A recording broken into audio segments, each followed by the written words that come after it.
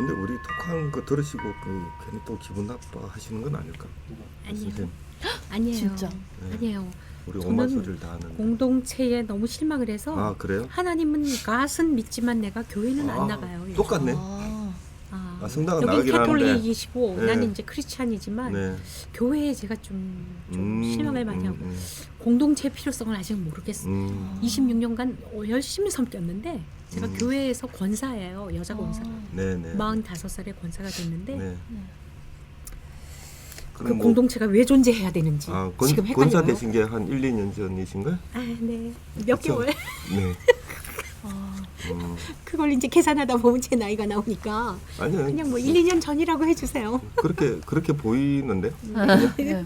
아니 그러니까 그보다 적게 보여서 권사님이 좀 계산이 안 되셔서 됐지만 44세, 44세. 다니시다가 지금은 안 나가시는 거예요? 지금은 안 나가요. 얼마나 안 나가신 거예요? 그걸 안 왜 나간 따져? 지 1, 아니, 2년. 그냥 안 나간 안 지 나간 한 지 1년 3년? 3년? 그 3년. 꽤 오래되셨네요. 그럼 주일날도 안 가세요? 주일은 이제 여기 교회에서 찬양 특송을 부탁하는 음. 데가 가끔 있어서 이 교회 저 교회 저 교회 저 교회 딱 가서 좋네. 특송해요. 예. 네. 그건 좋아요. 찬양하고. 네네네. 어디 구속되지 않고 네네네네. 이렇게 하는 건 좋죠. 그렇지만 그 공동체에 내가 소속돼서 안으로 들어가다 보면 음. 너무나 또 실망할 일이 많아서 음. 저기 네, 김현주님. 깊이 안 들어가는 게 좋겠다. 네, 맞습니다. 사람이 땅 위에 번성하기 시작할 때에 그들에게서 딸들이 나니 하나님의 아들들은 사람의 딸들이 아름다운 것을 보고 여자들을 골라 모두 아내로 삼았다. 여호와께서 이르시되 나의 영이 영원히 사람과 함께 하지 아니하리니 이는 그들이 육신이 됨이라 그러나 그들의 날은 120년이 되리라 하시니라. 당시에 땅에 네피림이 있었고 그 후에도 하나님의 아들들이 사람의 딸들을 취하여 자식을 낳았으니 그들이 용사라 고대의 유명한 사람이었더라. 주님께서는 사람들의 악이 세상에 많아지고 그들 마음의 모든 생각과 뜻이 언제나 악하기만 한 것을 보시고 땅 위에 사람 지으셨음을 한탄하사 마음에 근심하시고 가라사대 나의 창조한 사람을 내가 지면에서 쓸어버리되 사람으로부터 육축과 기는 것과 공중의 새까지 그리하리니 이는 내가 그것을 지었음을 한탄함이라 하시니라. 그러나 노아만은 주님의 눈에 들었다. 이것이 노아의 족본이라. 노아는 의인이요 당대의 완전한 자라. 그는 하나님과 동행하였으며 그리고 노아는 아들 셋, 곧 셈과 함과 아벳을 낳았다. 때에 온 땅이 하나님 앞에 패괴하여 강포가 땅에 충만한지라. 하느님께서 내려다 보시니 세상은 타락해 있었다. 정녕 모든 살덩이가 세상에서 타락한 길을 걷고 있었다. 하나님이 노아에게 이르시되 모든 혈육 있는 자의 포악함이 땅에 가득하므로 그 끝날이 내 앞에 이르렀으니 내가 그들을 땅과 함께 멸하리라. 나 이제 그들을 세상에서 없애버리겠다. 너는 전나무로 방주 한 척을 만들어라. 그 방주에 작은 방들을 만들고 안과 밖을 역청으로 칠하여라. 그 방주의 제도는 이러하니 장이 300규빗, 광이 550규빗, 고가 30규빗이며 그 방주의 지붕을 만들고 위로 한 암마 올려 마무리하여라. 문은 방주의 옆쪽에 내어라. 그리고 그 방주를 아래층과 둘째 층과 셋째 층으로 만들어라. 내가 홍수를 땅에 일으켜 무릇 생명의 기운이 있는 모든 육체를 천하에서 멸절하리니 땅에 있는 것들이 다 죽으리라. 그러나 내가 너와는 내 계약을 세우겠다. 너는 아들들과 아내와 며느리들과 함께 방주로 들어가거라. 혈육 있는 모든 생물을 너는 각기 암수 한 쌍씩 방주로 이끌어들여 너와 함께 생명을 보존케 하되 새도 제 종류대로 짐승도 제 종류대로 땅바닥을 기어다니는 것들도 제 종류대로 한 쌍씩 너에게로 와서 살아남게 하여라. 너는 먹을 모든 양식을 내게로 가져다가 저축하라. 이것이 너와 그들의 먹을 것이 되리라. 노아는 그대로 하였다. 하나님께서 그에게 명령하신 대로 다 하였다. 아멘.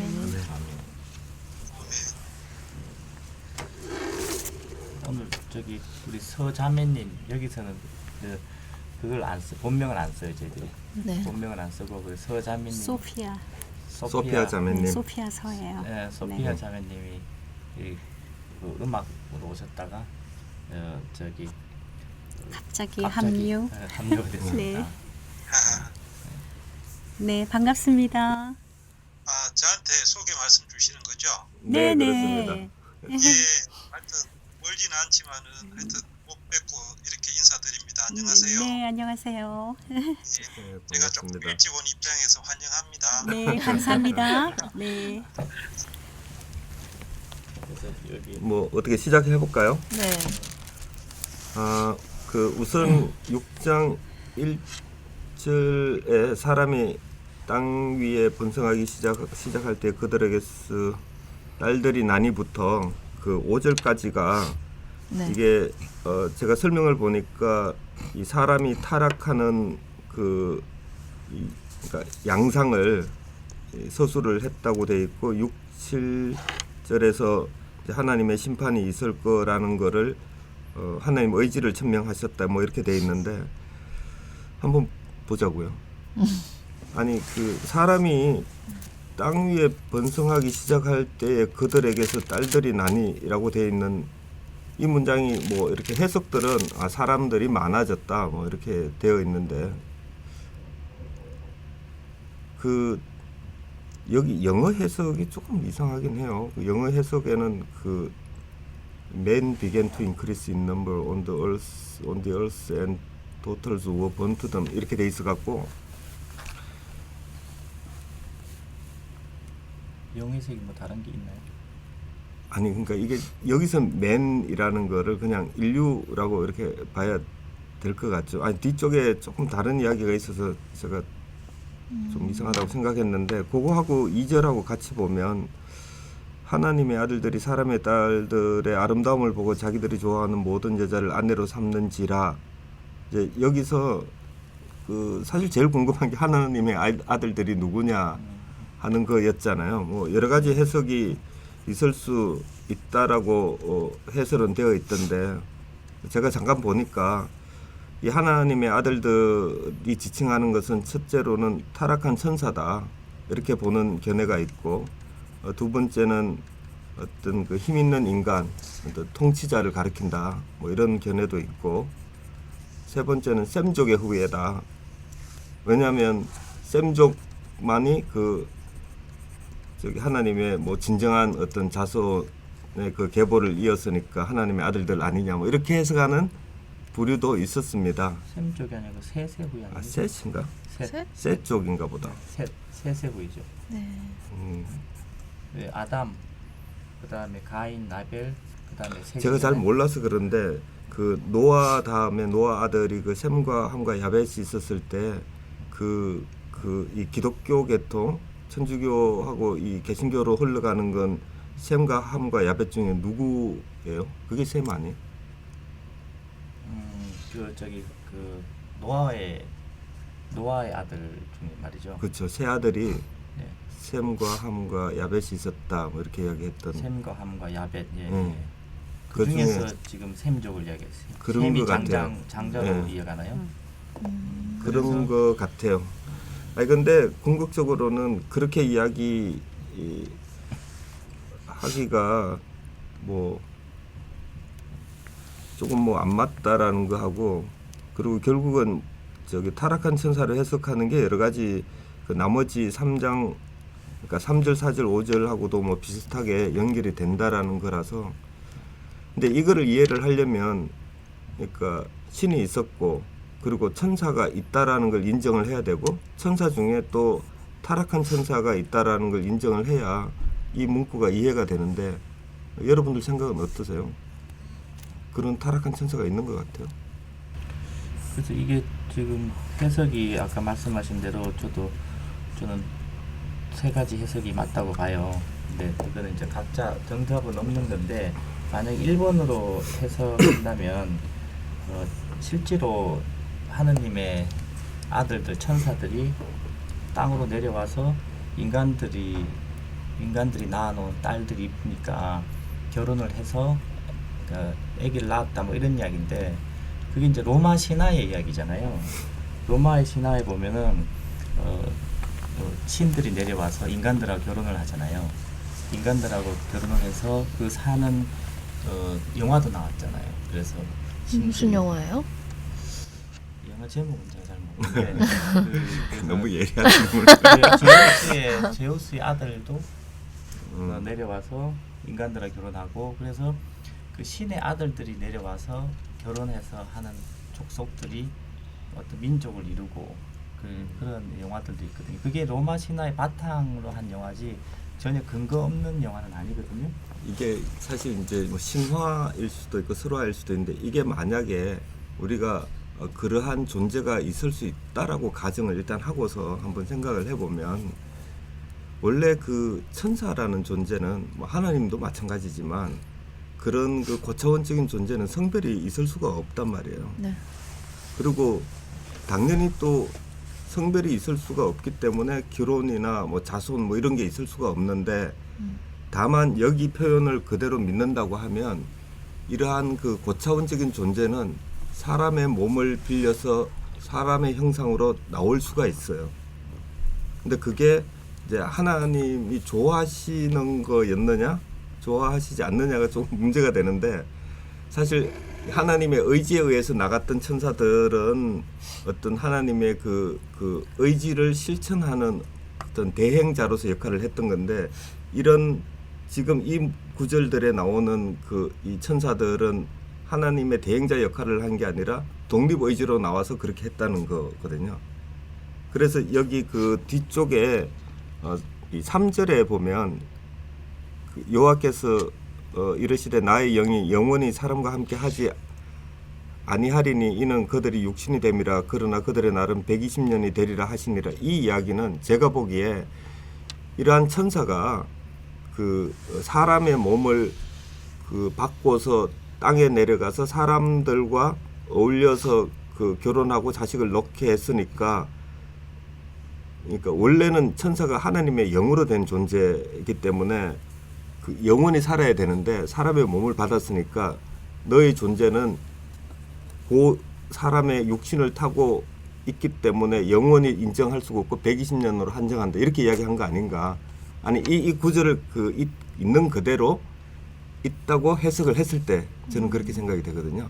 그러니까 이 120년은 사람에 대한 120년이 아니라 제가 생각하기에 그런 그 사람의 몸을 타고 내려온 그 존재들에 대해서 또는 그 후손들에 대해서 120년이라고 이야기한 부분이 아닌가, 이렇게 생각을 했었어요. 그것도 좀 일리가 있는 말인데, 저는 그렇게 해석을 할 것 같으면 1번하고 3번을 연결을 시킨다면 3번에 나의 영이 그들 안에 영원히 머물러서는 안 된다. 그러니까 영은 영원히 사는 건데 사람들은 살덩어리일 뿐이니, 그 사람들은 사람의 그 형상을 가진 영은 그 사람들은 120살까지 못 산다. 그러니까 영은 120살이 되면 사람을 떠나야 된다는 이야기입니다. 그럴 수도 있죠. 근데 지금 노아도 보면 여기 아마 한 600년 이상 사는 것 같은데, 지금 그 최소 500년에서 1000년을 사는 시대에 지금 120년 이야기를 한 것은 이런 네피림족 아니면 그 어둠의 자식족 그런 그 족속들에 대한 어떤 그 수명을 이야기한 게 아닌가, 그런 이야기 있잖아요. 왜 이 옛날 뭐 골리앗이나 뭐 이런 것들도 다 아마 이쪽 계통의 그 존재들인 것 같은데, 신과 사람이 결합해서 어떤 새로운 존재를 낳으면 이 존재들은 그 육체적으로는 굉장히 강한 존재들인 건데, 어떤 뭐 소위 말해서 신의 미움을 받아서 수명은 한정돼 있는 이런 존재의 그 존재라고 할까, 설화의 근거가 이 120년을 주는 이 스토리에서 시작한 거이든 아니면 그런 스토리가 원래 그 당시에 있었던 거였지 않았을까, 뭐 이렇게 생각이 되거든요. 이 부분은 첫 번째 해석은 실질적인 고전적인 해석이에요. 고전적으로 해석을 했기 때문에, 유대인들이 그렇게 했기 때문에 이런 해석이 나오는 거고, 그러면 이 이 의식 속에는 역시 이 사람들한테는 하나님의 영이 존재하는 사람이 있고 사람이 있다는 그러한 맥락이 은연중에 깔려 있거든요 지금. 그래서 하나님의 사람의 딸 이런 표현을 쓴 거라고 말씀하시는 거예요? 그러니까 하나님의 아들은 하나님의 영을 그러니까 하나님의 생의 영을 가지고 온 사람이고 사람의 모습을 갖추고 있지만 그렇지만 사람의 딸들은 그냥 살덩어리 뿐이다 이거죠. 영이 아니다. 너무했다. 그러면 여기 지금 저 타락한 천사랑 관계에서 나온 그 자손들 그 후대를 제외하고 원래 그 흙을 빚어서 만든 아담과 그 갈빗대 뽑아서 만든 그 하와로부터 만들어진 자식은 영이 없다 이렇게 말씀하시는 거라서. 그건 아니죠. 왜냐하면 하나님이 인간을 그러니까 고전적인 학자들의 해석에서는 하나님이 인간을 창조하실 때 숨을 불어넣으시면서 영을 불어넣었는데 그 와중에 그러니까 아담과 가인 아벨은 이제 족가 안 나오니까 셋의 족속들은 하나님의 씨라고 보잖아요. 그러니까 하나님이 영을 준 사람들이고 하나님의 계보고 그 외의 사람들은 영이 없다고 보는 거죠. 그러니까 그냥 동물로 보는 거예요. 그러니까 그 동물의 자식들이 살덩어리라고 표현을 하는 거거든요. 그런데 하나님의 인간을 창조할 때 하나님이 씨를 줄 때는 하나님 직접 영을 내려보내시잖아요. 그런데 지금 이 타락한 천사들은 하나님의 허락 없이 지가 마음대로 내려온 거잖아요. 그런 것 같아요. 네, 마음대로 내려와가지고 내가 영을 인간 세계로 보내지 않았는데 자기가 자기 의지로 그냥 내려온 거잖아요. 그렇게 보면 내려와서 인간들이 가지고 있는 사람의 딸들 그러니까 영이 없는. 근데 영이 없다는 이야기는 없어요. 나의 영이 영원히 사람과 함께 하지 아니하리라 이렇게 이야기를 한 거지. 그러면은 영이 있는데 하나님의 영이 없는 건가요? 영은 없는 거죠. 왜냐하면 그 당시에 이 사람들이 가지고 있는 생각은 나는 족보라고 생각하는 사람들은 나는 하나님의 영을 갖고 있는 라고 그렇게 이방인들은 그렇게 주장했던 거죠. 그렇죠. 이방인들은 영이 주장했던 없다고 거죠. 생각을 하는 거죠. 그래서 신약에서도 보면 계속 짐승들이라고 나와요. 그러니까 사람을 짐승으로 표현을 많이 하거든요. 그래서 이방인들은 다 영이 없다고 보는 거죠. 하나님의 영이. 근데 그렇게 생각해서는 절대로 안 돼요. 인류가 공평하고 영이 있으면 다 같이 있어야지 어떤 족속과 어떤 혈통을 가진 자는 영이 있고 그게 영이 뭐 좋은 건지 나쁜 건지는 모르겠지만 일단은 좋은 거라고들 생각하시는 거면 공평하게 다 같이 있다라고 봐주는 게 낫지. 그러면 우리가 그 영이 없는 자들을 이렇게 뭐 가엽게 여기고 이런 건 그 짐승적이 가축 돌보듯이 그렇게 한다는 이야기밖에 안 되잖아요. 그럼 세상에 가치라는 게 없어지니까 영은 다 존재해야 된다. 근데 안 믿는 사람이 영이 없다고는 전 잘 모르겠지만 근데 그 하나님의 영이라는 게 그 성스러운 영 그래가지고 홀리 스피릿이라고 말하잖아요. 성령이라고 하잖아요. 근데 이때도 성령은 계셨겠죠? 그때는 이제 언급이 없었겠죠. 네, 언급은 없었는데 그래서 하나님의 영이 말하는 것 같아요. 저는. 아니 그러면 하나님의 영은 그 발언이나 그 주장은 조금 이제 헷갈리게 하거든요. 하나님의 영은 그러니까 따로 존재하는 독립적인 거인 건가 아니면 모든 사람들한테 혹은 하나님을 믿는 자들한테 다 그 마음속에 그 사람의 영혼의 같이 이렇게 나눠져서 존재하는 건가? 그러니까 성경에는 그렇게 나와요. 그 예수님을 내 구주로 받아들이면 성령님이 나와 함께 거하시는 거죠. 내 몸 안에 같이. 신약적인 해석에서는 그죠? 이제 확대된 해석이잖아요. 그 당시에 구약 학자들은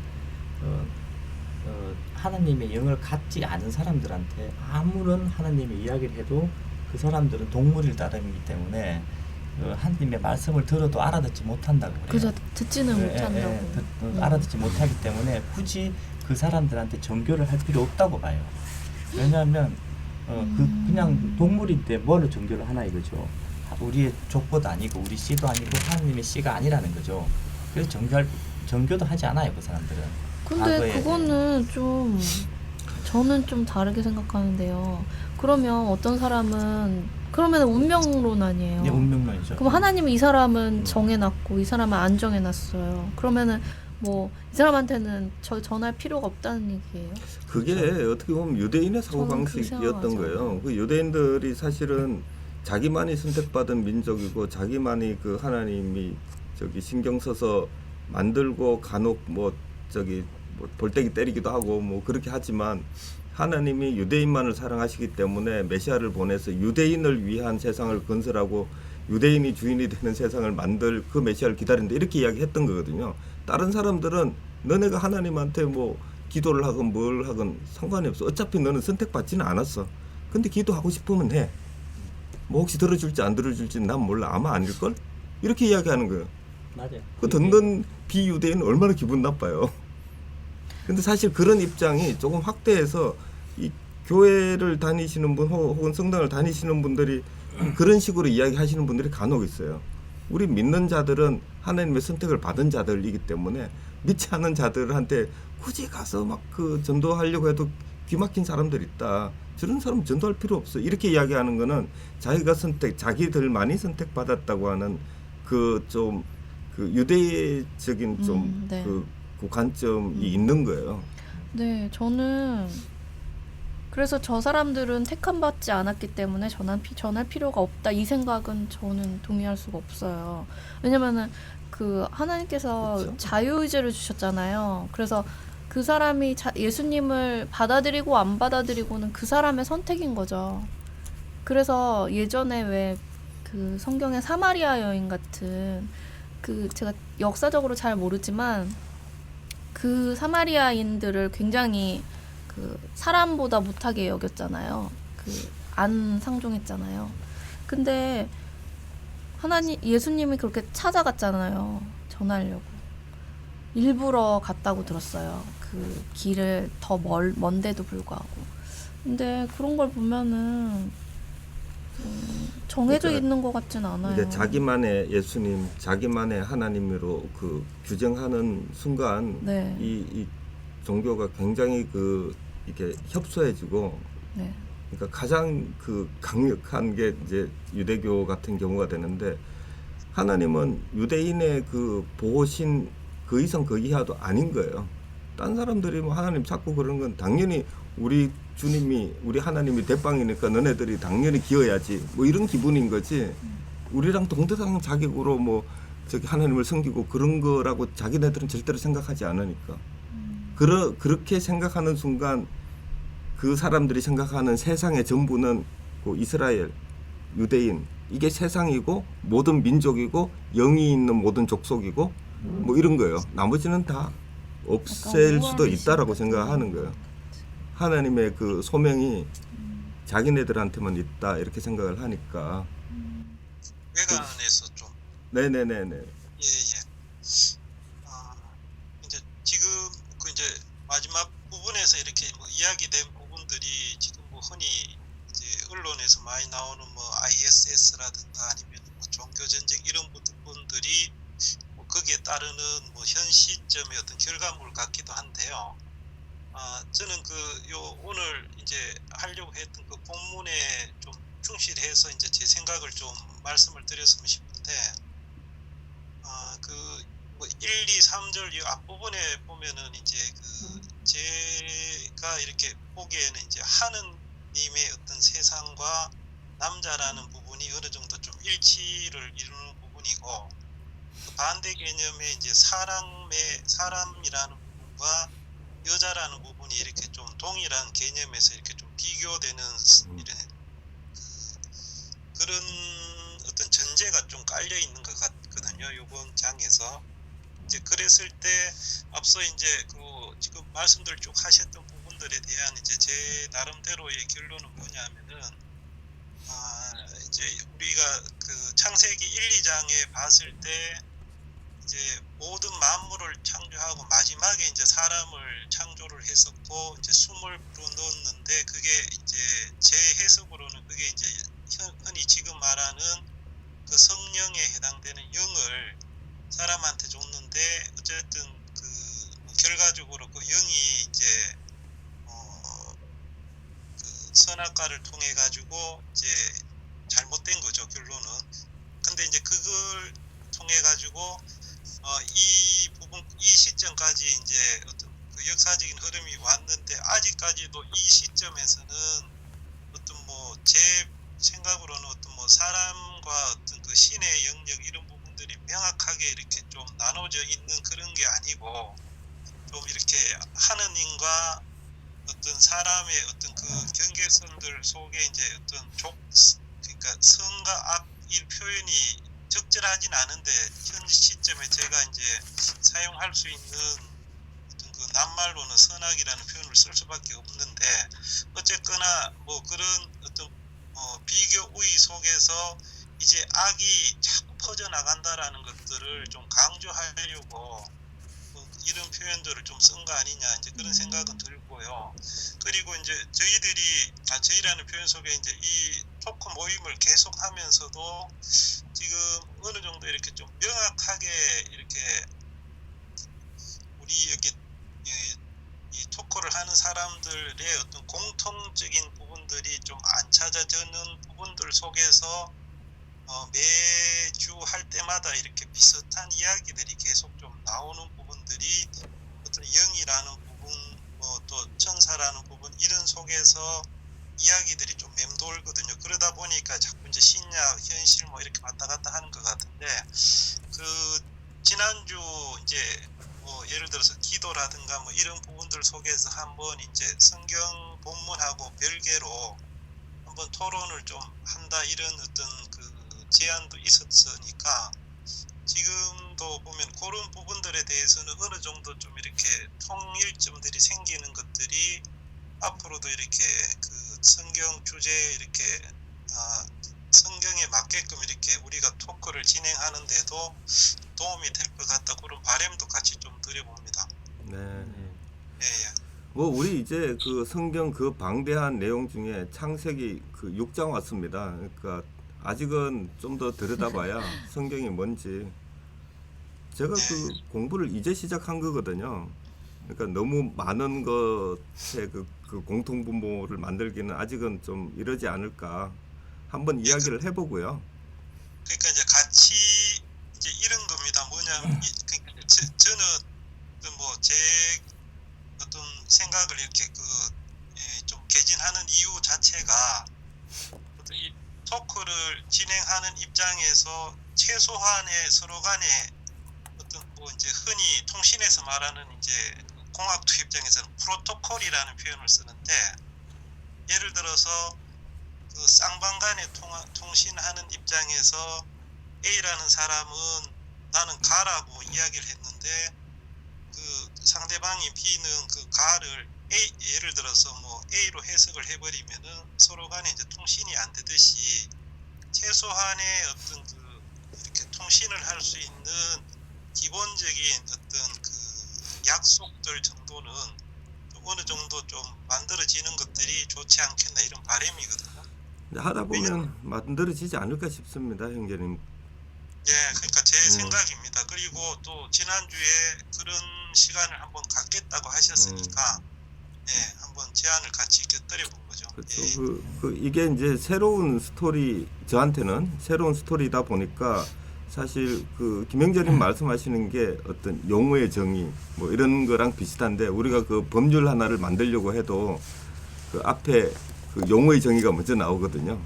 그렇게 하고 뒤에 뭐 이 용어들을 이용해서 뭐는 어떻게 하기로 했다 뭐 이렇게 나오는 거라서. 근데 그 용어의 정의조차도 우리가 이야기를 읽어가면서 어떤 하여간 여러 가지 정의를 한번 내려보고, 그게 합의를 볼 수도 있고 합치가 안 되고 지나갈 수도 있고요. 토크가 뭐 그래서 토크가 되는 거니까. 예, 예. 네. 그래서 그 이제 아까 첫 번째는 이제 그 실제로 근거가 없는 이야기는 아니고, 실제로 문서로 지금 고전학자들이 우리 저기 장영정님이 이야기했던 그 타락한 천사들이라는 거는 고전학자들이 해석을 해서 문서로 남긴 것들이에요. 그래서 우리가 이때까지 했던 이 고전적인 해석들이 근거가 없는 게 아니고, 상당히 몇백 년 전까지만 해도 이 지금 우리가 했던 이 논리를 모든 기독교인들이 받아들이고 있었다는 거죠. 근데 최근에 와서 새로운 해석들을 해보는 거거든요. 그렇다면은 지금 그 수천 년 동안 지금 우리가 금방 이야기했던 타락한 천사가 내려와서 인간하고 결혼했다. 이걸 수천 년 동안 믿어왔던 게 기독교의 현실이고, 이거를 깨기 시작한 게 제가 한번 말씀드렸잖아요. 1800년도밖에 안 됐어요. 1800년도에 새로운 해석을 시작한 거예요. 그전에는 이 성경이라는 자체에 대해서 그러한 어떤 성경학자들의 해석하는 걸 감히 누가 되돌아보지도 못한 거죠. 그러니까 그게 만약 그래서 아직도 그 고대 성서학자들의 해석, 타락한 천사가 인간이 결혼했다는 것을 아직도 수많은 기독교인들이 그렇게 믿고 있고, 그렇게 설교를 하고 있고, 그렇게 전파를 하고 있죠. 근데 이제 그 자체가 뭔가 여러 가지 또 모순이 있으니까 또 새로운 시도를 해보는 거라고 저는 생각하고요. 그리고 그 이전에 1800년 아니면 그 앞쪽에 뭐 3000년을 더해서 뭐 4800년이 됐다고 하더라도 현재 시점에서 가장 가까울수록 그 어떤 우리가 생각해야 되는 그 뭐 비중은 더 높아진다라고 생각을 해요. 그러니까 1800년이 지나고 우리가 그 이후에 180년을 그 지금까지 살았다고 하면 그 후에 그 180년이 그 이전에 1800년보다 더 중요할 수도 있다라는 이야기. 네, 그런데 그러니까 그걸 비중을 그것도 갖고 이야기하기는 맞는 말씀인데, 네. 그렇다 하더라도 그걸 무시할 수 있느냐? 무시하면 안 되죠. 그걸 고려는 해봐야죠. 그럼 현대 뭐 성서학자 1800년도부터 새로운 해석을 내놓아서 처음으로 기독교 업계에서 이야기를 한 거잖아요. 나와서 그게 아닌 것다, 성경의 내용이 이렇게 처음으로 이야기 해본 거잖아요. 그러면서 수많은 이단들로 몰리고 그런 상황들인데, 그래서 저는 과거의 고대 성서학자들의 이러한 해석들을 사실은 기독교인들이 이 해석들을 제대로 전달을 받았으면 이거를 모르는 사람이 태반이라는 것도 웃기는 거잖아요. 현대 성서학자들이 하는 이야기도 모르는 게 태반이에요. 근데 고대 성서학자들이 뭐 이야기하는 것도 모르는 것도 태반. 그것도 더 아이러니하다는 거죠. 그거는 아마도 이게 성서에 무슨 이야기가 적혀 있는지 별 관심들이 없다는 이야기네요. 그게 그냥 아니라 기도만 전하는 사람들이 네.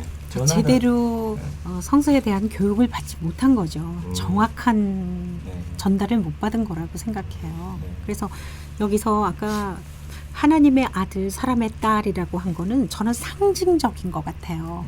이 시대에는 아들을 중시하고 여기 나온 거 보면 전부 아들 이름만 다 썼잖아요. 네. 딸 이름이 없어요. 그러니까 아들들은 하나님의 아들이라고 상징적으로 하고 딸들은 사람의 딸이라고 이렇게 표현을 한 것 같거든요. 그래서 이거에 대해서 너무 우리가 깊이 글쎄 토론을 해도 결론은 나지 않을 것 같은데 이거는 신학자에게 물어봐야 되고. 그래도 한번 이야기해보면 재밌잖아요. 네네, 재밌죠. 그래서 저는 너무 힘들어하시지 말고. 그렇게 참 너무 깊이 들어가시니까 아니 깊지 않아요. 벌써 제 1, 비신자이기 2, 때문에. 3절에서 이만큼 시간을 괜찮습니다. 토론이 깊어지면 이제 6절 끝에는 언제가 새벽까지 아마 토론을 가야 될 것 시간은 같은데요. 정해져 있고요. 아니 저는 왜 처음 들어와서 뭐가 조금 기분이 안 좋았냐면 네. 지금 그 6절 7절에서 지금 하나님이 막 이제 흥분하셔갖고 이것들 다 썰어버린다고 뭐 이러는 판인데 거기에 대한 근거가 그 1절에서 5절까지예요. 그러니까 그렇죠. 사람이 뭘 한 게 아니라 하나님의 저기 아들들이 저지른 저지른 일인데 그래서 이제 그 화가 일을 나신 갖고 거예요. 화난 거면 하나님의 아들들을 썰어버려야지 왜 사람들한테 이렇게 그 화를 내시고 사람만 또 썰어버리는 게 아니라 뭐 가축과 뭐 나는 것 기는 것 다 썰어버리겠다 이렇게 이야기하시는 게 이게 마치 그 자기 이 장자가 어디 가서 사고를 저질렀는데 이 자기 장자한테는 뭐라고 안 그러고 이 장자랑 사고 친 그 여자들하고 그쪽 가족들하고 이쪽한테 막 그 가서 이제 화염병 던지고 이런 거하고 똑같은 거 아니에요? 지금 아니 노아만 빼고 다 쓸어버리시겠다고 하신 거잖아요. 이거 노아 가족만 빼고. 그래서 이거는 뭔가 이게 그 장자를 쓸어버린 거죠. 그 누구를요? 자식도 혼낸 거죠. 근데 그 가운데서 노아만 의로웠다고. 의로와서 네. 노아만 노아만 가족만 하나님 살려주신 마음을. 거예요. 아니 이때 다 썰어버렸으면 그러니까 어둠의 자식들, 그 하나님의 아들들이 다 없어졌어야 되는데 네. 없어졌잖아요. 노아 가족만 있고 없어졌죠. 없어졌잖아요. 노아만 사탄은 그럼 그 이후로 사라진 거예요? 사탄은 영이죠. 사람이 아니고. 그러면 그러니까 사탄은 그대로 여기 저기 네. 타락한 천사 네, 네. 그 그런 사람이 저기 사람의 딸들하고 이렇게 꼬드겨 갖고 저 자손 퍼뜨린 얘네들한테 주는 벌은 뭐였냐는 거예요. 그냥 쓸어버린 거죠 다. 썰어버렸으면 없어져야지. 아, 그러니까 지금 하나님의 아들을 그 천사 영들이라고 네. 생각하시니까 아, 이 결론이 안 나는 거예요. 근데 결론은 나는 이 나도 하나님의 하나님 아들도 치사하다 이거지. 나는 사람의 아들이라고 생각해요. 근데 이게 상징적인 표현, 네, 아들을 좀 하나님을, 이렇게 하고 딸은 좀 천시하는 약간 그런 게 네, 있지 않았나 이제 싶어요. 그거는 이제 그런- 똑같은 사람의 아들 딸인데. 이제 장형제님이 지금 제기한 거는 네. 고대 성서학자들이 제가 1800년도 이전의 해석이에요. 네. 그리고 지금 우리 서 네. 자매님 해석한 건 1800년 이후의 해석입니다. 네네 그렇죠. 네, 그래서 1800 이후의 새로운 성서학자들이 음. 이거는 사람의 아들이라고 하는 네. 하나님의 아들은 그냥 하나님을 잘 섬겼던 사람이고 네네. 사람의 딸이라는 거는 이방인들 이야기했는데 네. 왜 너네들끼리 잘 믿고 살지 왜 가서 이방인들하고 결혼을 했느냐 그죠. 왜 이방인 딸들이 이쁘다 그래 거기 가서 결혼했느냐 이야기를 하면서 그러면서 너네들 이방인의 습관을 받아들이고 이방인이 모시는 믿는 신들을 신을. 같이 숭배하고 이렇게 해서 너네 타락을 했기 때문에 내가 너네들 다 썰어버리겠다. 네. 이게 이제 1802년 이후의 이제 해석이죠. 이게 저는 그 해석을 알고 있는 거죠. 이게 유대인들이 바라보기에 그 유대인들이 생각하는 순혈주의예요. 이게 뭐 사고를 당했건 전쟁으로 인하건 그 피가 섞인 그 저 여자들을 내치기 위한 그 문구를 여기에 마련한 거야. 근데 이 네피림이 뭐예요, 근데? 그 네피림이라는 게 그거잖아요. 제가 말씀드렸던 신들의 자식들이 나와서 인간들과 결혼을 해서 나온 반신 그쵸. 반신 반인 반신 반인. 단어 반인족 뜻이 그거예요? 거인족 뭐 골리앗 이런 애들이 다 반신 네피림이었다는 거죠. 그래서 그 사실 설화나 옛날 신화에서는 이 네피림 같은 그 족속들이 상당히 많이 존재를 했었다라고 되어 있고 뭐 그럴 가능성도 있고요. 그러면 그 골리앗이 되게 컸던 이유가 그 일반 사람들보다 굉장히 컸던 거예요? 그렇죠. 다윗이 일반 사람에 가까운 물론 소년이었지만 그렇다라고 보고 그리고 다윗이 다 커도 아마 키가 그렇게 안 컸을 거예요. 거기에 비하면 골리앗은 뭐 거의 3m에 가까운 키였으니까 일반 사람들하고는 특히 옛날하고 비교하면 뭐 엄청난 차이가 났겠죠. 우리가 지금 금방 논의했던 두 가지의 문제점은 견해는 이 성경이 우리가 끝날 때까지 토론을 해도 풀리지 않을 수 있겠습니다. 아니 그래서 네, 저는 네. 있다고 믿어도 되고 없다고 믿어도 돼요. 이러한 존재들이. 그 양쪽 다 해석할 수가 있어요. 근데 중요한 거는 이제 그 핵심은 그거잖아요. 하나님을 잘 믿지 않고 이방신을 섬겨서 하나님이 그런 이야기는 없어요. 그래서 네? 없잖아. 1절부터 이방신은 5절까지는 아니고 없잖아요. 그렇게 해석을 했다는 거죠. 네. 네, 그렇게 다른 아름다움을 보고 사람의 딸, 그러니까 하나님 잘 안 믿었다고 그래서 쓸어버렸다고 그 얘기 아니에요? 그렇죠. 네, 이방인들하고 자꾸 어울려서 네. 결혼도 하고 그러다 보니까 그쪽 문화를 받아들이고 그래서 이렇게 자기 마누라가 이방인이다 보니까 그 이방인이 가지고 있는 신들도 같이 절도 하고 제사도 지내고 이러한 것을 했기 때문에 내가 너를 다 쓸어버리겠다고 한 게 그게 지금 현대 성서학자들 해석입니다. 뭐 그 이방인들이나 이방인들의 신이 하나님의 아들들이라는 거예요. 그러면 아니 사람의 딸들은 이방인들이고 사람에 따른 이방인이고 하느님 아들들은 이제 내가 그러니까 유대인들이잖아요. 유대인들. 이방인이라는 의미가 뭐 유대인이 그런 아니라는 게 해석이 아니고 있을 수 있지. 하나님을 안 믿는 사람을 이방인이라고 한 것 같은데요. 뭐 그럴 수 있죠. 그럴 수도 그렇게 있고. 지금 네. 현대 와서 통칭적으로 해석을 하는 거죠. 네. 지금 와서는 그렇게 해석을 하면서 이제 뭐 설교를 하면서 믿지 않은 사람하고 결혼했을 때 기독교인들하고 결혼하라 그러잖아요. 그래서 이방인 기독교 아닌 사람들 결혼했을 때는 꼭 정교를 해라. 뭐 이런 이야기 하여간 하잖아요. 그런 해석이 있을 수가 있고요. 네, 그 1절부터 5절까지 어쨌든 제가 납득할 수 없는 이유로 하나님이 열받았어요. 그래서 근데 그 마음의 생각이 모든 계획이 항상 악하다고 그러면은 그만큼 타락해서라고도 볼 수 있잖아요. 그렇죠. 난 그렇게 봐요. 네, 저도 타락을 그렇게 했기 때문에 해서 사람들이 봐요. 이제 뭐 하나님을 제대로 네. 섬기지 않고 그러니까 타락의 기준이 밑으로 갈수록. 뭐냐는 거예요. 타락의 기준이 하나님을 잘 섬기지 않은 그렇죠. 거 아닐까요? 아무리 착하게 살아도 하나님을 섬기지 않으면 타락했다라고 하는. 그럼 인간의 기준으로 볼 때는 굉장히 정결한 삶을 살았는데 하나님을 믿지 않았어. 그럼 죽일 놈인 거예요. 근데 이런 해석은 안 된다는 거예요. 저는 왜 그렇게 그러니까 모든 설명을 하나님한테 전가를 시키면 이렇게 해석이 되거든요. 그러니까 이 악한 것은 인간을 조화롭게 살고 공생할 수 있는 측면에서도 악하고 하나님 입장에서 봤을 때도 악하니까 악한 거여야지 인간이 어떻게 살았든 상관없이 하나님이 악하다고 이야기하면 악하다라고 하면 사실 하나님이 악하다고 이야기하는 판단을 인간이 할 수가 없잖아요. 그 하나님 뜻이니까 악할지 안 할지. 그리고 실제로 나 하나님 믿어요라고 이야기한다고 그게 하나님이 그래 너는 정말 나를 믿는 것 같아라고 실제로 받아줄지 안 받아줄지 하나님 마음이라면서요. 악하게 보이는 것은 땅에서 보거나 하늘에서 보거나 악해야 돼요. 그런 것 같은데요. 저는 그래야 된다고 이 느낌이 하나님 보기에도 악하고 사람이 그러니까. 근데 보기에도 요게 이제 5절만 그렇게 되어 있고 이 5절이 있기까지가 1, 2, 3, 4절로 인해서 5절이 만들어졌다라는 거라서 아까 이제 여러 가지 해석이 나올 수가 있다라는 거죠. 정말 신과 뭐 인간이 그 이제 사실은 천상계와 그러니까 뭐 하늘들과 이 땅에 있는 그 족속들과는 섞이면 안 되는데 섞인 것 자체가 하나님 보시기엔 죄악이었다라고 신화적으로 설명할 수도 있고 말씀하신 대로 하나님을 믿는 자들과 하나님을 믿지 않는 이방인들이 그렇게 섞여지는 것 자체를 하나님의 입장에서나 유대인의 입장에서 봤을 때 다 악하다라고 봤기 때문에 악한 거고 이제 어떤 그 징벌이 가해져야 되는 단계가 된 거예요. 그러면 제가 지금 이 앞에 이 사실 뭐 정답은 없는 이야기지만 그 다음에 이제 징벌이 가해지는 게 이제 노아로 넘어가잖아요.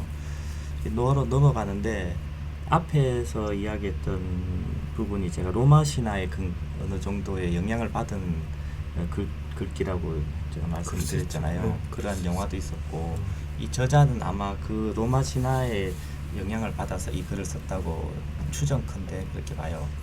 그러면은 그게 왜 저기 근거가 있냐면 제가 이 책을 가져왔잖아요. 그래서 이 책에 보면 이제 노아의 홍수는 또 다른 설화에서 영향을 받아서 쓴 거잖아요. 그래서 저도 이렇게 보고 상당히 참 재미있는 글인데 직접 우리 지금 토크는 오디오입니다. 비디오가 아니니까 그 책. 책자도 괜찮습니다. 네. 그래서 이 1872년에 처음으로 발표를 했어요. 이 조지 스미스라는 학자가 근데 이 길갈메시 서사시가 그 당시에 발견이 된 거예요. 1872년도에 그때 이 홍수에 대한 설화가 이런 돌에 이렇게 그게 잔에서 발견된 거죠. 세기토판이라는 곳에 발견이 됐어요. 그 판을 읽어보니까 창세기에 나오는 노아의 홍수와 거의 유사한 그 글이 발견이 된 거죠. 근데 이거는 성경 이야기가 아니고 다른 이야기를 설화더라는 거죠. 근데 이 설화가 너무나 참 재밌는 게 그 당시에 이 메소포타미아 설화들은 다신들을 섬기고 있었잖아요. 그 다신들 중에 한 여자신이 있었는가 봐요. 여자신이 인간하고 이제 연애를 한 거죠. 연애를 하는 과정에서 이제 이런 홍수가 일어날 것을 이제 신이기 때문에 알았는 거죠. 알으면서 그 자기가 구하고 싶은 자가 누구냐면 우투나피 시팀이라는 남자를 구하고 싶었던 거예요. 그래서 조만간 이 홍수가 나서 전 세계를 다 쓸어버릴 테니까 이 자기 애인한테 이야기를 해줍니다. 인간인 애인한테. 이제 여자는 신이에요. 그러니까 얘는 좀 네가 빨리 이러한 방주를 만들어서 너네 가족들 여기다 태우고 그다음 먹을 것도 싣고 이렇게 하라고 하는 거죠. 그러면서 똑같은 이 지금 노아의 홍수하고 똑같은 이야기가 여기 있어요. 근데 이게 이제 발견이 되면서 신학회가 발칵 뒤집혀진 거죠. 그 당시에는 이 노아의 홍수라는 거는 하나님의 역사라고 생각을 했었고 이렇게 생각을 하다가 이게 이 학자가 발표를 하면서 근데 그게 근거를 가지고 발표를 했잖아요. 그런 세기토판을 가지고 발표를 하니까 이거는 이 작자가 그 세기토판에 그 당시에 메소포타미아 설화를 가지고 좀 뺏겨 가지고 하느님의 입장에서 다시 썼구나 이렇게 노아를 해석이- 상징적으로 예, 쓴 그냥 것처럼. 쓴 거네. 그러니까 난리가 났는 거죠 이게. 그렇죠. 기독교계가 발칵 뒤집힌 거 아닙니까? 그래서 이런 걸 봤을 때 사실 이러한 사실들을 우리가 아직도 부정을 할 수는 없는 거 아니냐. 그러면 이러한 생생한 창세기 이 세기토판을 분석을 해보니까 이 당시 창세기 썼는 사람들 이전에 돌이더라는 말인 거죠. 재질을 조사해 보니까 그렇죠. 예. 그렇다면 이 설화가 먼저 됐고 이 창세기를 쓴 사람은 그 이후에 그거를 보고 그거 영감을 받아서 다시 작업을 한 거죠.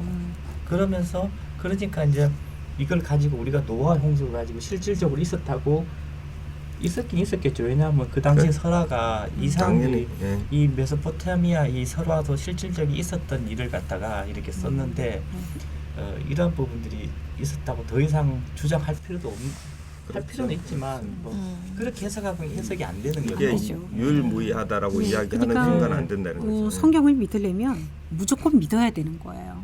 우리가 증명할 수가 없잖아요. 아, 내가 사실 그렇게 보니까 노아가 그렇게 있을만하다. 확신은 없잖아요. 그냥 전달해 내려오고 써져 있으니까 우리는 믿음으로 그냥 믿는 거예요. 전해져 내려오는 거를. 근데 그렇게 믿어서 믿는 사람은 믿는 거고 그래서 이것이 무슨 상징적인 것이다. 하나님을 믿게 그리스도를 믿게 하기 위한 어떤 상징적인 그 전설식으로 이렇게 써진 것이다. 또 그렇게 믿고도 믿는 사람은 믿는 거고 그렇죠. 그거는 본인의 선택인 것 같아요. 맞아요. 예. 근데 저도 솔직히 이게 100%안 믿겨져요. 그렇지만 우리가 하나님을 믿고 그리스도를 향해 가는 데는 이런 것들을 믿으면서 이런 방법대로 가는 것이 우리의 믿음을 키우는데 큰 유익함이 있기 때문에 이거는 믿어야 된다. 이 방법대로 믿어야 된다라는 생각을 할 수도 있는 거죠.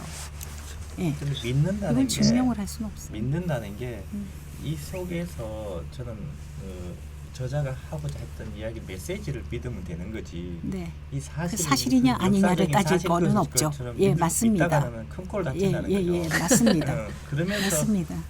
그 당시 수많은 신학자들이 몇 명도 못하고 그러면서 너는 이단으로 몰아버리고 그 사람들은 교단에 못 쓰게 하고 네, 계속 그런 게 반복되었죠. 그러한 일은 더 이상 있어서는 안 된다는 네, 거 아닌가. 맞습니다. 저 외관에서 네, 네. 그 두 가지 질문을 좀 드리고 싶은데요. 네. 그 이제 첫 번째는 그 이방인이라는 어떤 그 종족 그래야 되나 이제 그 존재하고 그러면은 그 이방인에 대한 어떤 그 계보를 따지면은 그 카인의 후예로 봐야 된다고 해석을 해야 되는 건지 그게 이제 첫 번째 제가 좀 물음표고 그다음에 또 그게 아니다라면은 지금 예를 들어서 어떤 그 진짜 역사적인 사실론적인 관점에서 지금 이제 아까 말씀했던 그런 어떤 유물들에 대한 어떤 그런 부분들이 좀 현실론 그게 현재 입장에서 이렇게 역으로 쭉 이렇게 돌이켜 볼 수 있는 그런 역사적인 관점에서 성경을 본다 친다면은 과연 그 진짜 하나님의 어떤 그 이 창조라는 부분에 대한 진정성가해야 되나 어떤 그런 부분들이 좀 어떻게 느껴져야 되는 건지 그 두 가지가 좀 궁금해지고요. 그다음에 이제 아까 우리 그 서 교수님 그 말씀 저도 이제 100% 동의는 하는데 그러면은 과연 그 믿음으로 이르게 하는 그 계기라는 것들이 무엇이냐라는 것들이 참 저는 개인적으로 엄청나게 궁금한 거거든요. 그 믿음을 갖게 되는 계기라는 게 네. 그러니까 이제 이런 겁니다. 뭐냐면은 이제 현재 우리들이 그 웃음 치료들을 많이 논할 때 어떤 사람이 이제 행복하면은 웃는다. 이제 이런 전제 속에 이제 그렇지 않더라도 웃다 보면은 반대로 또 행복해진다. 이런 게 이제 웃음 치료의 어떤 그 그렇죠. 근거가 된다고 저는 이해를 하고 있는데요. 네. 그러면은 예를 들어서 그 이제 그러니까 현재 시점을 살아가는 일반 어떤 그 신앙을 갖지 않는 사람이 예를 들어서 이제 믿음으로 이제 이르는 어떤 그 계기라는 것들이 좀 무엇이냐라는 게 그거는 어떻게 보면은 저 같은 경우는 뭔가 좀 고난을 받으면서 이렇게 찾게 되는 건데 원론적인 입장으로 치면은 교과서적인 관점으로 보면은 사실은 성경을 읽으면서 믿음을 얻게 되고 믿음이 더 이렇게 단단해져야 되는 게 정상일 것 같은데 또 그런 방법 말고 어떤 다른 계기들이 또 있나 이런 좀 하여튼 좀 혼란스럽지만은 질문이 좀 드렸는데 일단 그 믿음 부분에 대해서는 좀 무거운 거라서 답하기 아니면은 좀 유보하더라도 앞서 질문했던 그 이방인 가인. 네네. 예, 그 저도 부분에 지금 말씀하신 거에 저는 동의하거든요. 하나님이 이렇게 하나님의 아들과 사람의 딸로 한 거는 가인을 이제 쫓아냈잖아요. 그래서 가인의 자손은 약간 그런 이방인 쪽에 속한 거고 셋의 자손들을 아담을 닮은 셋을 낳았다고 했잖아요. 저는 이 공부는 안 했습니다. 오늘 처음 6절을 보는데 그 전에 보면 아담을 닮은 셋을 낳았다고 했거든요. 그러니까 셋의 자손들을 하나님의 사람들이라 생각하고 가인 쪽의 사람들을 아마 이방인의 딸들, 사람의 딸들이라고 하지 않았나. 그렇게 해서 이게 막 섞이면서 하나님을 믿지 않고 저는 하나님을 믿지 않는 자체를 하나님은 악으로 보시는 것 같거든요. 우리가 뭐 도둑질을 하고 살인을 하고 이거를 악으로 한다기보다는 하나님 자체를 모르고 의지하지 않고 다른 데 의지해서 신을 믿으면서 사는 그 자체를 악으로 보시는 것 같아요. 그래서 이제 이렇게 다 쓸어버린 것 같으신데 저는 지금 말씀하신 대로 가인의 자손을 아마 그 악의 자손, 사람의 딸들로 표현하지 않았나. 하나님의 아들은 셋의 사람들을 표시했고 저는 지금 거기에 저는 좀 비슷하게 이렇게 공감을 하거든요. 근데 그러면은 여기에서 그 이제 믿음이라는 것이 네, 믿음. 그냥 그 시점의 믿음과 그러니까 이제 지금 이야기인 즉슨 이제 그 믿고 안 믿고 또 이제 어떤 그 전통적인 하나님의 어떤 그 계보 속에서 이제 카인이라는 어떤 걸 보면은 그 성경에는 나와 있지만 인정이 안 되는 존재도 있고 또 셋과 같이 셋은 무엇을 했는지도 모르면서 우리는 그냥 성경에 셋이라는 존재가 있기 때문에 네. 그걸 왜 보면은 좀 인정을 하는 그런데 과연 우리가 지금 쉽게 이야기하지는 않지만 그 믿음이라는 것들이 어떤 방법으로 이제 나오느냐는 거죠. 이 시점에. 이 시점의 믿음은 하나님을 무조건 의지하고 믿으면 그거를 믿음으로 인정하지 않았을까요? 이제 그게 우리 현실로 돌아와서 우리 시대는 기복주의가 이제 우리는 시초가 됐지만 그 신을 하나님을 막 그리스도를 알려고 우리가 믿은 것보다는 내가 힘이 들고 막 이러니까 좀 힘을 얻고 내가 정신을 차려야 되겠는데 의지할 때는 없고 기복적인 거에서 우리는 믿음이 시작되지 않았나 생각이 들어요. 저 같은 경우는 그게 막 하나님을 힘들 때 믿는 거랑 오히려 더 연관성이 있지 않나요? 아무 생각 없이 그냥 하나님을 의지하고 믿고 근데 이 시대 강구한다는 믿음은 하나님으로부터 다 이렇게 자손이 나왔기 때문에 당연히 하나님을 무조건 믿는 게 믿음이었을 것 같아요. 뭐 자기네가 어려워서 믿는 게 아니고. 네. 뭐 그 보면은 하지 말라는 것을 안 하는 것을 인정을 받는 그런 걸로 저는 이해가 되는 거고요. 이 시점까지는. 네. 이제 뭐 그리고 이제 그 이후에 이제 뭐 아브라함이나 이 시절 되면서부터는 이제 그러면서 이제 계약이라는 것들이 존재하는 거잖아요. 이건 하지 말고 요건 해라. 그러는데 이 시점까지는 뭐 진짜 선과 악이라는 가치의 어떤 기준점도 없고 없었어요. 하나님 마음에 들면서 마음에 들지 않으면 너무 그렇다면 어렵다.